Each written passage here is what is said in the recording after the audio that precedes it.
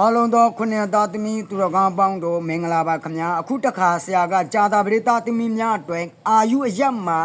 လောက်ဆောင်တင်သောအာဟာရစားတောင်းခြင်းနဲ့ပတ်သက်ပြီးပြောပြမှာဖြစ်ပါတယ်ကြာတာပရိသတ်သမီးတို့အတွက်ဒီကျွန်ုပ်တို့အာယုအယက်မှာအစာစားခြင်းထမင်းစားခြင်းစေဝါသုံးဆောင်ခြင်းအပြင်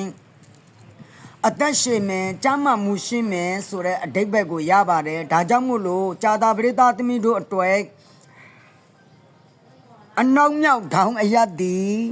နော်အာယုအယက်ဖြစ်ပါတယ်ပေါ့နော်ကြာတာပရိသတ်သမီးအားလုံးတို့ကအနောက်မြောက်ထောင်အယက်ကိုမျက်နှာပူပြီးမှထမင်းစားမယ်နော်စေဝါသုံးဆောင်မယ်အာဟာရများစားမယ်ဆိုလို့ရှိရင်ကျမ်းမာခြင်းကိုအထောက်အကူပြုမှဖြစ်ပါတယ်ဒါကြောင့်မို့လို့ကိုယ့်အတွက်အသက်ရှင်ခြင်းကျမ်းမာခြင်းကိစ္စများကို